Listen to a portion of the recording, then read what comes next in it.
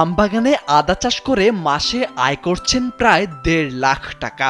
বস্তায় অভিনব পদ্ধতিতে আদা চাষ করেই নিজের ভাগ্য বদল করেছেন আবু বকর সিদ্দিক সোহেল। শুধু আদাই নয়, আদার সাথে পেঁপেও চাষ করেছেন তিনি।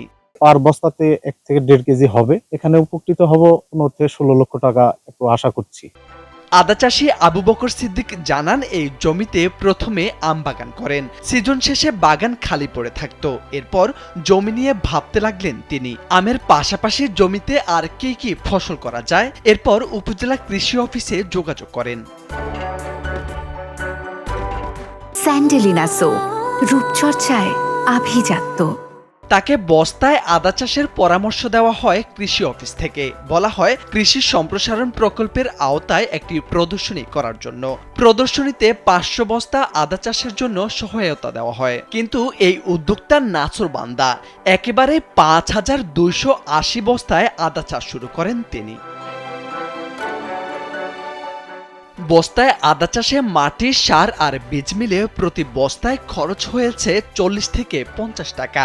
এক্ষেত্রে সব মিলিয়ে প্রায় ৩.৫ লাখ টাকা খরচ হয়েছে তার। তবে বর্তমানে সবকিছুর খরচ বাদ দিয়ে প্রায় ১৫ থেকে ১৬ লাখ টাকা আয় হবে বলে আশা করছেন এই উদ্যোক্তা।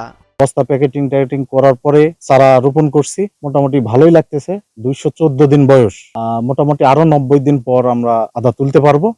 আমবাগানে বস্তায় আদা চাষ করা এই তরুণ উদ্যোক্তা নওগাঁর মান্দা উপজেলার নারাডাঙ্গা গ্রামের বাসিন্দা। কৃষি সম্পর্কে ছোটবেলা থেকেই তার প্রবল আগ্রহ, তাই কৃষিতে ডিপ্লোমাও করেছেন তিনি। ১.৫ বিঘা আমবাগানের বাড়ি আদা ২ জাতের আদার চাষ করেছেন তিনি। জমিতে গিয়ে দেখা যায় সারি সারি সিমেন্টের বস্তায় আদার ফলন। কয়েকজন শ্রমিক সেখানে পরিচর্যা করছেন। বাগানের চারদিকে সবুজে ছেয়ে গেছে। আবু বকর সিদ্দিক শুধু নিজের ভাগ্যের চাকাই পরিবর্তন করেননি, সাথে বাগানে কাজ করা অনেক শ্রমিকও সেখানে কাজ করে নিজেদের ভাগ্যের চাকা পরিবর্তন করেছেন। অপরদিকে তার চাষাবাদ দেখে অনুপ্রাণিত হচ্ছেন অন্য কৃষকরাও। আদার প্রেক্ষিতে এলাকার একটা আলোড়ন সৃষ্টি করছে আদাটা, বিধায় আমরা আগ্রহ প্রকাশ করতেছি এই আদাটা চাষ করার জন্য। তো আমরা এখানে প্রতিনিয়ত আসি, দেখতে ভালো লাগে এবং এখানে যে নতুন উদ্যোগে একটা ফসল তৈরি হচ্ছে, এটা আমাদের আগে কখনো ছিল না, আমাদের আশেপাশে কোথাও ছিল না।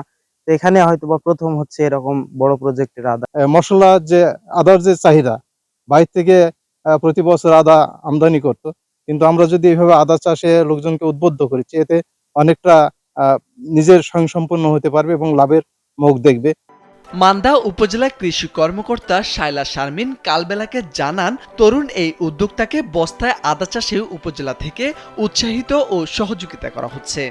তার আদা মনিটরিং সার্বক্ষণিক আমার উপসহকারী, আমার অতিরিক্ত কৃষি অফিসার, কৃষি সম্প্রসারণ অফিসার, আমরা মনিটরিং করছি।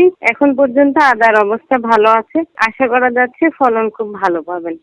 মাটির সঙ্গে গোবর, বালি ও ফিউরাইট ভালোভাবে মিশিয়ে সিমেন্টের বস্তায় ভরে ঝাঁকিয়ে নিতে হবে। তারপর মিশ্রণটি ভালোভাবে চেপে গেলে আলাদা একটি বালি ভর্তি টবে ৩ টুকরো অঙ্কুরিত আদা পুঁতে রাখতে হবে। ২০ থেকে ২৫ দিন পর ওই আদা থেকে গাছ বের হবে। তখন আদার চারা সাবধানে তুলে বস্তার মুখে ৩টি আলাদা জায়গায় বসানোর মাধ্যমে আদা চাষ করা যায় বলে জানান এই উদ্যোক্তা। মোরশেদ আলম, কালবেলা।